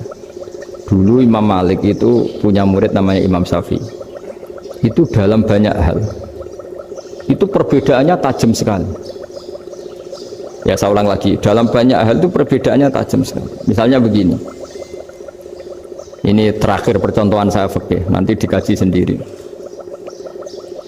Ada seorang A'rabi, Ja'a A'rabiyun, ini di hadis sahih diulang-ulang di semua Al-Kutubus Sittah ada peristiwa ini. Ja'a A'rabiyun ila Rasulillah sallallahu alaihi wasallam faqala ya Rasulullah ahlaktu. Qala wa ma ahlakaka qala wa qatu imraati fi nahari Ramadan. Ya Rasulullah, saya ini orang yang rusak. Kenapa? Saya ini hubungan intim sama istri saya ketika masih siang Ramadan. Singkat cerita orang ini dihukum berat sama Nabi. Hukumannya adalah karena dia membatalkan puasa ketika dengan hubungan intim. Sama Nabi dihukum kamu harus merdekakan budak. Wah, tidak mampu ya Rasulullah, saya tidak punya budak. Jadi ini bukti bahwa agama ini sangat sosial sehingga sebagian kafaroh harus memerdekakan budak. Kamu kalau gitu puasa 2 bulan. Nah, baru puasa 2 hari aja kecelakaan malah disuruh puasa 2 bulan. Ya sudah kamu ngasih makan 60 orang miskin. Saya ini orang paling miskin. Kok jadi sudah miskin agak hiper lah orangnya. Poso-poso kok gitu. Itu kata ulama kalau orang Jawa gak mungkin makanannya tempe mendoan, gak mungkin itu. Di Jawa itu nggak mungkin lah ada orang batal puasa karena hubungan intim. Ada istrinya nggak cantik, cerewet, sang lanang mangane mendoan, itu tidak mungkin, kecelakaan itu tidak mungkin.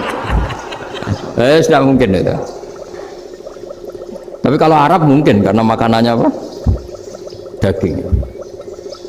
Singkat cerita, terus pertanyaannya gini, kalau batal biasa itu kan bayarnya puasa 1 hari. Kalau batal pakai hubungan intim, pakai jima kalau dalam bahasa fikih itu kafarohnya berat, yaitu merdekakan budak atau puasa 2 bulan berturut-turut. Pertanyaannya gini, jima istri itu boleh loh tidak zina. Seorang jima istri itu boleh loh tidak zina. Itu kan hukumannya berat. Nah terus Imam Malik berpikir kalau gitu tidak harus jima dong. Poso-poso, ora ono uzur, ora ono apa terus nyate. Sesuk mangan bakso. Tanpa ada alasan syar'i. Hukumnya harus sama dong, karena jima hukumnya boleh, berarti semua iftar, semua pembatalan puasa yang tidak ada udzur syara' maka hukumnya sama, yaitu sanksinya sama. Masuk akal enggak? Masuk akal dalam mazhab Imam Malik. Dalam mazhab Syafi'i enggak. Mulai dulu jima itu beda. Kayak mertamu nih gone wong, mangan itu oleh, tapi nak gue bojomu gue jima nih gue harus nemen ngawur lah. Tetap beda. Dari Imam Syafi'i itu, oh pokoknya beda. Jima sama makan itu beda. Lah ya terus lah. Setelah itu terus ada pertanyaan. Bagaimana kalau makan dulu baru jima? Ribet kan? Makanya itu sampai dibabkan Kitabul Khilafil Fiqhi, bab merekayasa fikih. Makanya itu perdebatannya orang Hanafi sama Imam Syafi'i juga sama. Ada orang jam segini lapar sekali, kalau langsung makan kan kena sanksi. Ya pergi aja dulu, pura-pura ngaji ke Gus Bah gitu. Nanti kan jadi musafir kan? Wah itu sudah boleh itu kan musafir. Padahal enggak. Memang dia pergi itu karena supaya bisa makan. Mau nggak kepikiran ngaji, tahu-tahu ingin ngaji. Mumpung Ramadan nah. Nah makanya dibabkan, apakah boleh merekayasa fikih? Tapi fikih bisa apa coba? Dengan status kamu musafir, ya memang boleh iftar, boleh berbuka. Nah itu terjadi terus perdebatan ulama menyangkut fikih. Karena memang masalah furu'iyah. Sehingga termasuk perdebatan kita dalam perilaku, misalnya ada orang NU kalau habis salam itu menghadap ke kiblat karena arah terbaik itu kiblat. Tapi sebagian orang Muhammadiyah atau mungkin semuanya menghadap ke makmum. Itu memang teks hadisnya itu kita yang meneliti hadis itu semua syarah itu berdebat. Nabi memuji kiblat itu arah terbaik, oke. Tapi di bab itu Nabi itu aqbala alaina, menghadap ke kita. Lalu pertanyaannya, kenapa menghadap ke kita? Ada mengatakan karena Nabi memang punya tradisi kadang ngendikan. Ya tentu dulu istilahnya tidak kultum, nggak ada istilah itu dulu, 7 menit itu nggak ada. Tapi ada ulama yang analisis begini, termasuk kitab Fathul Bari. Nabi itu tokoh sentral, kalau lagi Nabi itu tokoh sentral. Ini kata kitab Fathul Bari, bukan kata saya. Nah orang-orang yang imamu qaumi, orang-orang yang jadi imam di daerah masing-masing, tetap kalau sholat itu ikut Nabi. Ikut Nabi, setelah salam langsung pulang. Jadi sebetulnya salam langsung pulang itu ada sejarahnya karena dia mau jadi imam di daerahnya. Nah tidak kebayang kalau Nabi itu madhep kiblat. Kalau Nabi madhep kiblat, orang yang masbuk yang barusan datang pasti langsung usolli, misalnya fardhu isya'i misalnya, terus makmum Nabi, padahal Nabi sholatnya sudah selesai. Jadi intinya gini kata Fathul Bari, imam setelah salam itu harus bikin gerakan atau omongan atau apa saja yang menunjukkan kalau sholatnya selesai. Di antara gerakan itu adalah beliau harus menghadap ke hadirin atau menghadap ke utara atau apa saja yang penting menunjukkan kalau sholat ini sudah selesai. Itu fikih. Jadi fikih itu cara menganalisis itu memang unik. Karena kalau Nabi tetap seperti itu, posisi pancet seperti itu, maka orang yang baru datang mengira Nabi masih sholat. Nah, pertanyaannya kalau mereka sudah takbir malah sholatnya tidak sah. Kenapa tidak sah? Menggantungkan sholat atau mengikatkan sholatnya dengan orang yang sudah tidak sholat. Jadi menjadikan orang yang nggak sholat sebagai imamnya kan nggak boleh.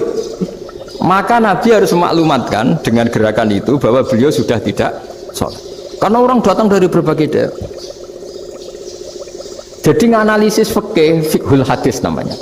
Itu ulama itu mau tidak mau debat karena pertanyaannya itu kenapa ya memang mau apa karena yang namanya sosial itu yahtamilu muhtamilatin, ada sekian kemungkinan. Makanya dalam madhab istimbat itu ketika Nabi sodakoh pakai tamer, pakai kurma, itu ulama mesti ngitungnya tuh kut itu makanan pokok. Sehingga Imam Syafi'i mengatakan kalau di Indonesia pakai beras misalnya karena kutil balat Indonesia itu beras. Oke, Imam Syafi'i mainstream. Tapi ketika era Yusuf Qaradawi di Al-Azhar di Mesir sana, ulama-ulama mulai usil. Sama sih ingat Bamun sering gejolokan, lah iya petani gabah, petani padi wis melarat wajib zakat. Petani cengkeh, kakao, suga-suga wajib zakat hanya karena yang ditanam tidak makanan pokok. Jadi mulai ada ulama mulai gerah lah, kalau bahasa politiknya mulai gerah. yang petani miskin gara-gara yang ditanam padi wajib zakat. Yang orang-orang di sana misalnya di Sulawesi karena tanamannya kakao atau cengkeh tidak wajib zakat karena bentuknya tidak makanan pokok. Geger kan di Al-Azhar geger. Akhirnya hampir semua ulama berpendapat ya sudah sekarang ketika Nabi menzakati kot makanan pokok itu jangan dihitung sebagai makanan pokok. Wa mimma akhrajna lakum minal ard. Apa saja, ma itu apa saja. Makanya kata Yusuf Qaradawi, ma itu apa saja. Makanya semua tanaman yang menghasilkan uang itu wajib zakat. Nah, masalahnya kitab-kitab Syafi'iyah itu sudah mamlu'ah, sudah penuh dengan penjelasan misalnya fala zakata fil khadrawat. Maka enggak perlu zakat untuk kayak kangkung, semangka dan sebagainya. Lalu kiai-kiai angkatan modern kayak Mbah Mun itu sering dapat masukan. Saya pernah dengar sendiri, Yai, saya ini punya sawah 1 hektar, tak tanamin padi itu nggak pernah kaya saya. Sekarang tak tanamin kangkung malah saya kaya karena tiap 3 hari panen tak kirim ke Jakarta. Itu orang Indramayu yang tanya. Jadi gak tanam padi gak pernah kaya, tanam kangkung kaya. Nah, karena dia orang soleh, kalau zakat boten. Mau diwajibkan zakat tidak makanan pokok, mau tidak wajib dia kaya. Semenjak itu perubahan di Indonesia ikut. Akhirnya ada zakat. Pokoknya asal tanaman yang 1 nisab ya wajib zakat. Masih ada debat lagi. Ketika nanam ingin dipanen, itu dia petani apa pedagang? Karena nanti perdebatannya ikutnya zakat zuruk, zakat tanaman apa zakat pedagang. Kalau sampean nggak pernah debat berarti sebenarnya Anda ada dosen Islam ini. Mau berurusan udah pernah diskusi fikih apa? Islam. Karena saya berkali-kali punya tamu itu begini, Gus saya ini pedagang melon. Tapi dia penanam melon. Jadi pedagang yang agak ingin badi banyak itu caranya gini Pak Rektor. Saya misalnya pedagang melon, daripada saya kulak di pasar atau dari petani sudah mahal, nyewa tanah sekian hektar terus ditanami melon. Setelah berhasil, ini dia zakatnya tanaman apa zakat pedagang? Karena dia nanam itu mentalnya sudah pedagang. Padahal nanti zakatnya beda kan? Yang 1,2% yang 1 rubul usur sama nisul usur sama usur, 1/10 sama 1/20. Kalau zakatnya zuruk kan 1/10 atau 1/20. Yang 1 rubul usur, kira-kira 2,5. Saya ulang lagi ya. Jadi di era modern itu kita jadi bingung, pedagang tapi gayanya petani tapi hakikatnya. Jadi gampangannya gini ya, kalau saya pedagang beras, kok saya kaya raya, itu mendingan nyewa sekian hektar untuk ditanamin padi ya daripada tengkulak, daripada beli. Akhirnya perdebatannya ini zakatnya pakai apa? Misalnya tebu, misalnya petani tebu. Oh jelas kalau jual nanam tebu itu ingin dijual. Masa apa tinggal es tebu berhektar-hektar. Nah, kira-kira kalau menurut jenengan ini zakatnya zakat apa? Tijarah atau zakat tanaman? Mentalnya tijarah, mentalnya pedagang. Nah ini saya hanya mau cerita. Khilaf kadang-kadang orang angen-angen. Khilaf itu nggak mungkin enggak. Ya sama seperti NU dan Muhammadiyah selalu khilaf awal Ramadan. Itu memang nggak bisa nggak khilaf. Misalnya begini. Nah, beri contoh ya. Karena kadang yang khilaf juga nggak pernah belajar. Lucu kan? Tak beri contoh ya. 2001 itu abad keberapa coba? Tahun 2001. Abad 21 abad 20? Abad 21. Jadi meskipun terpaut 1 tahun, padahal abad itu 100. Nah pikirannya orang-orang Muhammadiyah seperti itu. Hilal kalau sudah melewati garis ufuk, meskipun setengah derajat atau 1 derajat itu sudah ikut bulan berikutnya. Sehingga ya sudah meskipun sekian derajat sudah dianggap Ramadan. Nah pikirannya orang NU enggak. Harus ru'yah bil fi'li. Itu sebetulnya lagi-lagi sebenarnya enggak masalah NU dan Muhammadiyah, itu di kitab-kitab ya seperti itu. Kita ini enggak biasa goblok ya. Artinya kita yang keluarga kiai tahunya kunut mazhab Hanafi, enggak kunut mazhab Syafi'i.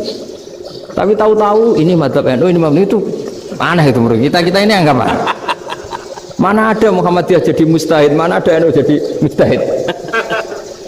Jadi sebetulnya orang tahu semua lah kalau Abu Hanifah itu tidak kunut, Imam Syafi'i itu kunut. Imam Syafi'i pernah main di masjidnya Abu Hanifah ya tidak kunut, ditanya kenapa tidak kunut? Jenengan itu presiden kunut, tidak sanggup mati Abu Hanifah. Dulu dia biasa aja. Sekarang geger, ya karena tidak punya kegiatan. Sebenarnya itu nggak masalah, mulai dulu biasa. Saya teruskan. Nah, menurut mayoritas ulama nunggu ru'yah bil fi'li. Ru'yah bil fi'li itu gini. Mata telanjang bisa melihat karena agama ini menggantungkan perintah itu sama melihat. Kalau kamu tidak melihat itu bagaimana kena hukum? Ibarat gini, Pak Rektor datang ke rumah saya tapi saya nggak tahu. Kena nggak saya hukum harus menghormati? Dia datang nggak sembunyi-sembunyi. Saya kena hukum harus menghormati ya kalau melihat, kalau enggak ya enggak. Tapi Pak Rektor tetap bilang, tapi saya hakikatnya datang, jadi saya datang itu. Itu kan ribet. Akhirnya ya sudah, itu nggak ada khilaf sampai mati ada khilaf karena yang satu menggantungkan hukum itu digantungkan sama tahu. Kalau tidak tahu ya, misalnya baju saya ini hakikatnya ada najis, pas sholat saya tidak tahu. Sholat saya sah apa enggak? Sah. Karena hakikatnya, ya memang saya tidak tahu. Tapi hakikatnya ada najis apa enggak? Ya. Ada. Ya sudah, itu sama-sama masuk akal. Ada lagi khilaf yang senam otak. Fasyamu salasati ayamin fil haji wa sab'atin idza raja'tum. Singkat cerita ada satu pelanggaran haji yang kata Allah kafarohnya itu puasa 3 hari sama 7 ketika kamu pulang, idza raja'tum, ketika kamu pulang. Dalam mazhab Syafi'i yang namanya pulang itu yang haji sudah sampai rumah. Di mana-mana pulang itu ya sampai rumah. Dalam mazhab Abu Hanifah enggak, ketika orang sudah balik kanan dari Arab Saudi, dari Mekah, ya namanya sudah pulang. Misalnya gini, ini Pak Rektor pamit saya, Pak Haris. Gus, Pak Haris mana? Ya sudah pulang kata saya, padahal sampai pandangan belum sampai. Tapi bagi keluarganya belum pulang. Lalu idza raja'tum ketika pulang itu bahasanya siapa? Bahasa istrinya apa bahasa yang ditamoni? Kamu ditamoni orang, terus tamunya mana? Sudah pulang. Tapi tanyakan istrinya, belum pulang. Khilaf-khilaf gini kok jadi geger itu kan goblok banget maksud saya itu. Jadi biasa, gini itu biasa. Jadi ya karena memang ini bukan masalah akidah, ini masalah furu'iyah, masalah fikih itu masalah furu'iyah. Mau tidak mau harus beda. Misalnya di sholat juga gitu. Wa ayu qu'udin qu'adal musolli sokat sholatu. Duduk dengan gaya apapun itu sholatnya sah. Hingga sampean kalau haji atau umroh, orang Arab itu jenenge duduk enak-enak awak di kursi. Duduk sopan ya hanya orang Indonesia loh. Kalau sholat itu masih duduk ala orang tahiyat. Kalau sampean di Mekah, duduknya pakai apa coba? Kursi ya? Mau enak sholat duduk. Karena memang takbirnya di fikih dengan duduk gaya apa saja sah. Makanya sengenak awak duduk di kursi. Ribet kan? Mau tidak disahkan itu namanya duduk. Mau disahkan masa iya soal Allah kok duduk santai-santai gitu. Tapi mau apa? Ini fikih. Ya saya ulang lagi ini fikih. Fikih itu ya sudah ini fikih. Makanya kalau ulama berdebat misalnya Abu Hanifah berpendapat sholat itu wajib baca Fatihah apa asal Quran. Dalam mainstreamnya ya Fatihah karena la sholata liman lam yaqra bi Fatihatil kitab. Tapi cara Abu Hanifah enggak. Faqra'u ma tayassara minal Quran, bacalah apa saja yang mudah bagi kamu, asal itu Quran. Penting gak gending Jawa, gak nyanyi lah. Ya sudah mau apa coba? Jadi ya susah memang kalau fikih itu ya sudah seperti itu. Ada lagi yang masih ekstrim misalnya. Yang namanya menyembelih hewan itu gimana coba? Dari hidup ke mati, apa pasti mati disembelih? Cara mazhab Imam Syafi'i yang namanya menyembelih itu penyembelian harus menjadi sebab kematian. Itu yang sah. Karena lagi penyembelian menjadi sebab kematian yang syar'i. Sehingga beliau mensyaratkan hewan yang disembelih ini masih punya hayatun mustaqirrah, punya kehidupan yang normal. Sehingga kalau nggak disembelih ya hidup. Jika kalau ada hewan ketabrak truk kejet-kejet, mesti mati ini buat sembelih. Itu nggak sah, karena nggak usah disembelih ya wes mati kan. Karena ini hanya nunggu koordinasi Israel kan, dia kejet-kejet itu kan prosedur itu. Tapi tidak disembelih pun mati. Tapi cara mazhab Malik enggak. Pokoknya anggere jek duwe nyawa jenenge kewan urip. Dengan kamu sembelih berarti matine mergo mbok sembelih. Meskipun nanti ya nggak usah disembelih ya mati. Coba hitung secara ilmu matematika. Kalau nggak disembelih hidupnya 5 menit. Gara-gara kamu sembelih hidupnya langsung mati. Terus dia matinya, coro di persidangan matinya disebabkan apa? Disebabkan disembelih apa kecelakaan? Loh, debat tuh kamu. Sama-sama UMM aja debat.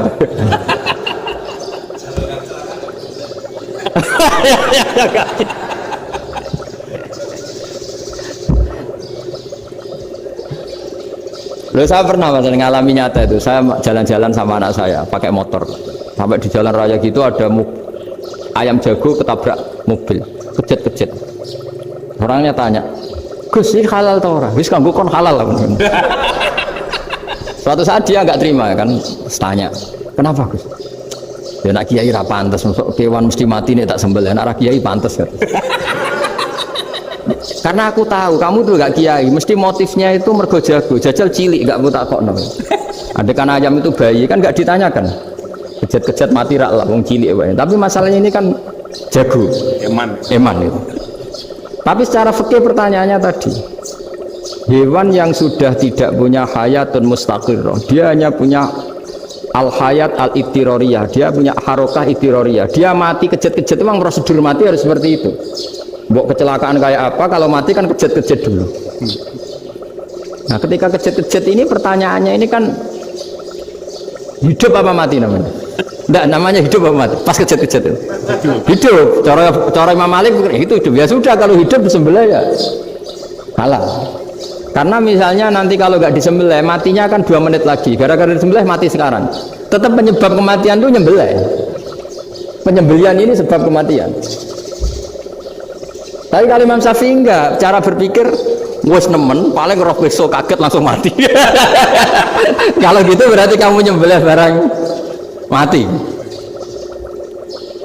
Jadi fikih itu kadang unik. Makanya ketika ngitung fikih itu unik ya. Orang keluar mani wajib apa? Mandi kan. Terus Imam Syafi'i ditanya, kenapa kalau orang lahir kelahiran juga harus mandi? Namanya nifas. Fa innal walada waliyun munaqidun. Ya anak ya mani yang menggumpal. Bedanya apa anak dengan mani itu? Jadi fikih itu kadang lucu, di rumah-rumah tenan juga lucu. Keluar mani wajib mandi. Berarti kalau keluar anak ya wajib mandi, karena hakikatnya anak adalah mani yang mengkristal. Suci ono sudah didusan macam-macam itu kan hakikatnya mani. Itu fikih. Nah terus ditanya, kenapa kalau lahir langsung mati tidak wajib disolati? Ya jawabannya Mas Syafi'i lucu. Di mana-mana sholat itu nyolati mayit. Yang namanya mayit itu pernah hidup terus mati. Kalau itu tidak mayit ya sudah. Jadi pada, nah iya kan disebut sholat mayit. Yang namanya mayit itu apa? Pernah hidup. Nah ini kan tidak pernah hidup. Maka ya sudah seperti itu. Jadi nggak khilaf itu tidak mungkin. Nah kalau qit'atul lahmin, kalau hanya potongan daging, mungkin wah itu tidak manusia karena qit'atul lahmin. Sekarang pertanyaannya, kalau sudah berbentuk manusia meskipun tidak pernah hidup, nah ini mulai perdebatan karena melihat tidak pernah hidup itu nggak memenuhi syarat, tapi melihat ini sudah suratu adamiyin, bentuknya sudah. Nah kira-kira gitu perdebatan fikih. Makanya dulu awal mula zaman sahabat itu sudah debat.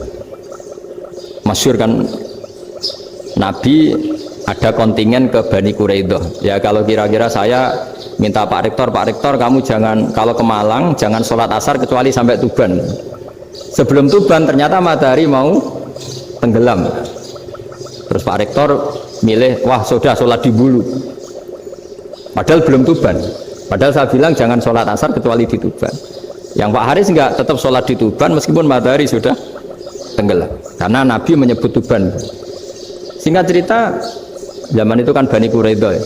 La tusolliyanal asra illa fi Bani Quraidah. Kalian semua jangan sholat asar kecuali sampai Bani Quraidah. Ternyata di tengah perjalanan matahari sudah mau tenggelam, kira-kira kurang 2 menit atau 3 menit. Sahabat-sahabat, sudah lah kita sholat asar di sini. Kalau sampai sana pasti sudah tenggelam. Separuh sholat. Yang separuh enggak, kata Nabi harus di Bani Quraidah. Ya sudah nunggu di Bani Quraidah meskipun matahari sudah tenggelam. Singkat cerita, 2 kelompok ini matur, ya Rasulullah kita ngalami ini perdebatan gini-gini.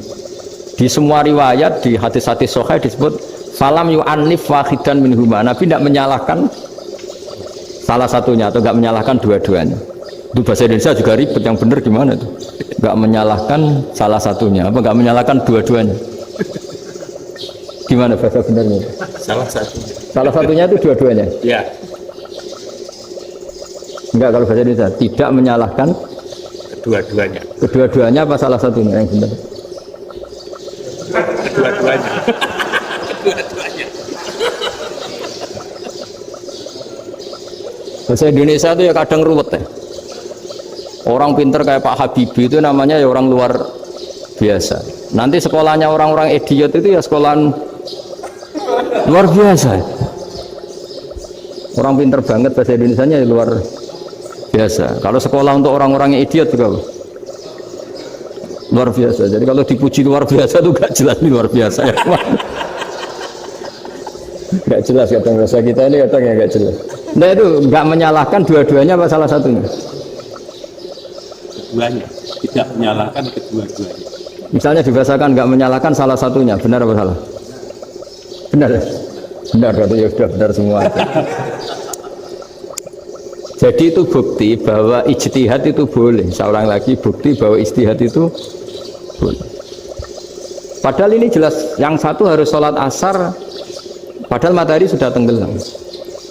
Makanya di antara fikih unik itu begini. Saya ulang lagi fikih unik. Saya menyaksikan betul ketika ada orang tanya Mbah Mun saya ini Kopassus. Kadang latihan itu sampai waktu zuhur habis. Saya harus bagaimana? Jawabnya Mbah Mun itu unik.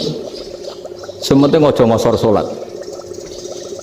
Engkau yojo niat jamak, atau kodok katanya. Singkat cerita terus orang ini diskusi sama saya karena ini ya alim pernah mondok. Kenapa kosor tidak boleh? Karena kosor itu ekstrim, merubah bentuk sholat dari 4 menjadi 2. Maka alasannya harus jelas.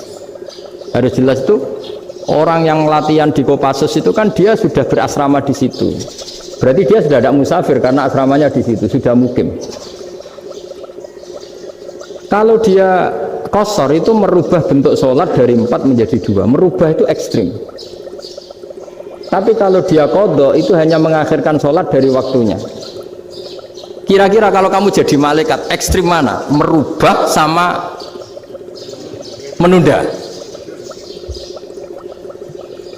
Ekstrim merubah kan? Karena 4 menjadi 2. Terus ojo jamak takdim tapi jamak takhir. Itu juga penting. Bagi pengkaji fikih itu penting. Kalau jamak takhir itu salah-salah sidik ora pati popo. Kenapa? Kan mirip duhur qadha. Kalau jamak takhir kan tapi kalau jamak takdim asar kok di waktu duhur. Ekstrim mana? Perubahan takhir sama takdim itu ekstrim mana? Ekstrim takdim karena melakukan sesuatu belum waktunya. Belum waktunya. Jadi itu memang ya memang tadi kajian-kajian fikih itu memang unik. Karena bagi ahlinya, saya ulang lagi tapi ini saya ulang lagi bagi ahlinya. Makanya ketika Nabi menjamak sholat ketika nusuk, ketika haji itu kata Imam Syafi'i lis safar. Karena Nabi pergi jauh karena rumahnya Madinah. Tapi resikonya fatwa itu adalah orang Mekah nggak boleh jamak karena kawasannya nggak sampai 90 kilo lah kalau sekarang mungkin. Tapi kalau tahu Imam Malik nggak, jalin nusuk sehingga orang Mekah pun yang haji ya boleh jamak karena alasan jamaknya karena nusuk, karena haji bukan karena jarak. Terus diteruskan lagi. Kalau karena pergi boleh jamak, memangnya pergi itu kenapa? Karena repot. Nah itu masalah kan, syakoh. Nah, terus mulai ada orang-orang yang ngawur kan, resepsi jamak ribet. Wes resepsi duit utangan kan capek.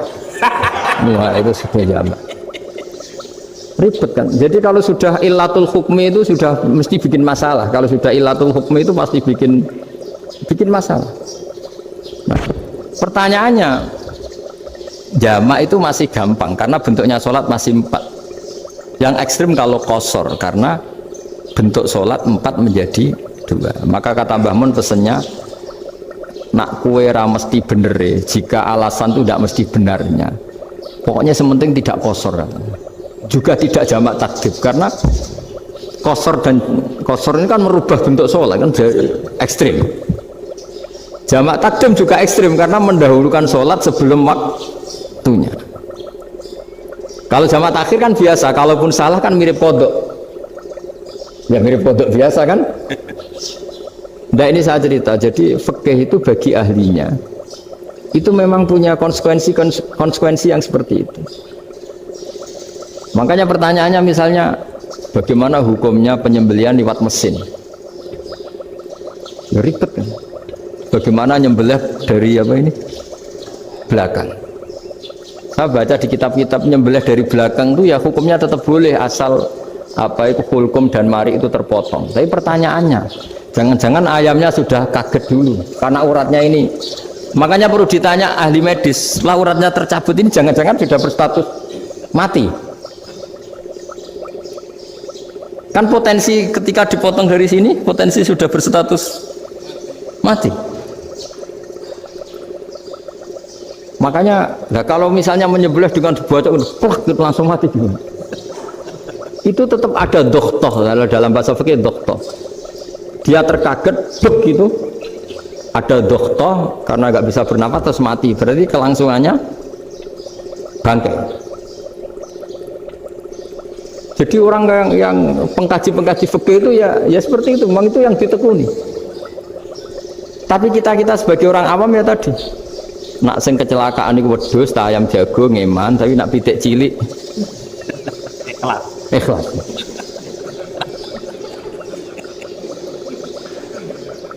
Makanya ada pertanyaan orang-orang, saya pernah ditanya itu ya bingung kan, Gus, kalau ada orang mati oplosan misalnya, dengan datang sholat enggak? Ya datang sholat kan, dia orang mukmin, saya tetap sholat. Kenapa? Ya kan matinya oplosan. Tapi andaikan tokoh yang mati, kamu sholat enggak? Ya sholat kan dia tokoh. Jadi ribet. Fikih itu ribet. Makanya Imam Nawawi nanti ngendikan gini. Ada orang ngundang Nabi, ya Rasulullah, saya mohon nyolati ini. Nabi tanya, punya utang enggak? Punya. Nabi, saya enggak mau nyolati mayit yang punya utang. Terus ada sahabat datang, ya Rasulullah, utang itu tak ambil alih kami. Berarti dia sudah tidak punya utang. Terus Nabi kerso nyolati. Pertanyaannya, utang itu hal yang boleh. Saya ulangi, utang itu hal yang boleh. Tapi kenapa Nabi se-ekstrim itu? Tapi ketika Nabi mau kondur itu ngendikan gini, ini PR ya bagi UMM, ini PR ya. Nabi sebelum kondur bilang gini, sallu ala sahibikum. Jong, saya tidak nyolati ini, tapi tolong ini disolati. Terus kata Imam Nawawi, dianalogikan atau dikiaskan siapapun pelaku dosa besar atau mati dalam keadaan tidak benar, misalnya pas dugem mati, pas oplosan mati, itu sebaiknya tokoh-tokoh itu enggak nyolati karena nanti dianggap penghormatan. Misalnya ketua PP Muhammadiyah, rektor nyolati wong mati oplosan, kan keren. Mati oplosan disolati rektor. Ya sudah, tapi kalau nggak disolati nanti ada tradisi yang keliru, yaitu janazatul muslim tidak ngalami disolati, padahal siapapun yang muslim janazahnya harus disolati. Makanya setengah-tengah ya rasa rektor lah, satpam sama itu tetap ada yang sholat gitu. Itu kata Imam Nawawi. Jadi ketika ada orang mati nggak benar, itu sebaiknya tokoh-tokohnya nggak ikut nyolati, tapi awamun nas, orang kebanyakan ikut sholat.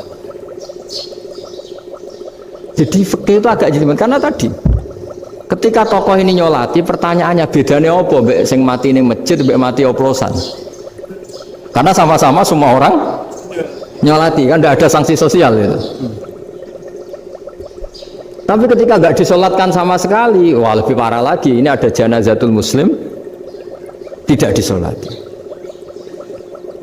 Sehingga kata Imam Nawawi ini hebatnya Nabi tengah-tengah. Jadi Nabi kundur, dong saya ada nyolati tapi shollu ala sahibikum. Ya tapi ini kamu harus nyolati. Kata Imam Nawawi, orang yang mati bunuh diri, orang yang mati oplosan, orang mati secara enggak benar itu asal dia muslim tetap wajib disolati karena sholat ini hakul muslim. Kan seorang muslim diantara haknya apa? Ketika mati dikafani, dimandikan, disolat. Tapi ini masalahnya matinya pas murtakibul kabiroh, pas melakukan dosa besar. Dan itu sebab kematiannya. Kalau dia oplosan, kan sebab matinya karena oplosan. Ya kan terus ribet. Mau disolati oleh, apalagi misalnya kita ketua ulama, udah terkenal wali, wah keren, mati oplosan disolati wali, kan ribet kan. Nanti yang repot malaikatnya. Itu ya, ini yang nggak kata bahaya. Saya pernah baca kitab itu yang repot malaikatnya. Itu ada yang bilang gini, orang yang punya hutang itu pasti nanti hisabnya berat. Diaudit malaikat sampai bisa nyaur hutangnya. Sementara malaikat kena konstitusi, kalau Nabi mendoakan harus mustajab. Ini kan ada dua hukum yang berlawanan. Sekali Nabi berdoa, wa maghfir lahu warhamhu, itu harus dituruti malaikat. Nggak boleh doanya Nabi nggak dituruti malaikat. Sementara aturan Islam juga harus dituruti bahwa orang yang punya utang harus tersandra oleh utangnya. Lain asing dunia Pak Haris kan, nggak TNO, nggak ngefek gitu. Jadi misalnya Pak Haris dungo sampai nangis semua maghfir lahu, nggak ngefek. Malaikat nggak itu, nggak sudah lah. Sartir. Tapi kalau Nabi yang berdoa kan harus dituruti. Ini masalahnya kan itu. Nah kalau diturutin berarti hutangnya harus bebas. Padahal secara aturan harus tersandra karena punya hutang. Dan nanti sama kalau yang mati oplosan ini yang doain wali, kok wali sampai Allah maghfir lahu, doanya wali kan harus terkabul. Sementara secara hukum dia harus kena sanksi karena oplosan tadi. Daripada ngerepotno malaikat, sudahlah wali-wali ini tidak usah ikut nyolatin. Yang nyolati ya orang-orang nggak jelas ini, sehingga kan malaikat kan santai aja kalau mau nyeksa. Loh, tapi kan sudah didoain, tidak ngefek. Karena doanya orang-orang nggak penting. Itu ada tuh di sarah Muslim itu. Di sarah Muslim di bab ketika Nabi ngintikan babu qauli Rasulullah sallallahu alaihi wasallam, shallu ala sahibikum. Jadi belajar fikih itu asik. Karena tadi harus dipelajari. Kalau enggak, ilmu ini hilang. Terus nanti takutnya lagi ilmu fikih itu direduksi sosial. Misalnya gini, pepe wong cilik wae kiai-kiai ra gelem nyolati. Orang melihatnya ini karena yang oplosan wong cilik om larat ra disolati. Jajal bupati ya disolati, mergo amplope gede-gede kan terus ruwet kalau dianalisis gitu kan ruwet. Makanya kenapa saya harus ngomong fikih supaya semuanya itu enggak didudukkan urusan sosial itu. Nah kalau semuanya didudukkan sosial kan sentimennya sentimen sosial. Ribet. Padahal yang sering mati oplosan itu kan ngomong cilik gitu loh, karena tadi kalau wong sugih kan pakai whisky yang mahal yang insya Allah tidak mati kan gitu. Nah, yang mati kan yo mergo Bertos macam-macam gitu kan. Artinya ini kalau nggak diterangkan secara fikih, kiai-kiai yang nggak datang dikira masalah sosial kan. PP salam tempel era gede terus nggak datang kan terus jadi ribet. Ya, makanya ini apa lewat pengajian ini supaya sampean lebih tahu ya bahwa khazanah Islam ini kata beberapa ulama kafatal linnas, maknanya semuanya, sehingga Allah akan mentakdirkan kajian Islam akan ada di seluruh dunia. Jadi kenapa IAIN marak di Indonesia, UMM, Universitas NU banyak, karena agama ini kafatal linnas, tidak miliknya orang Arab tapi milik semua. Orang alimnya juga gitu. Ketika ada liga alim seluruh dunia, itu orang Indonesia, orang Afrika, ya selalu ada orang alim yang kelas dunia. Seperti dulu ada Imam Bukhari, itu as-sakhul kutub ba'da kitabillah, kitab terbaik setelah Quran itu Bukhari, padahal dikarang oleh orang Uzbek. Kata siapa? Islam As-Sobyan, orang Arab ngakui kalau kitab paling sahih itu Bukhari. Mekah Madinah pun mengakui kalau kita paling sahih Bukhari, padahal pengarangnya ada orang Arab. Orang mana? Uzbek. Imam Ghazali yang diakui seluruh dunia itu Atus itu ikut Persia, juga bukan orang Arab. Sibawayh itu orang Persia. Nah ini yang belum ada orang Malang ini, tinggal PR ini. Ya, nyusul ya, ya Sarah kita demikian.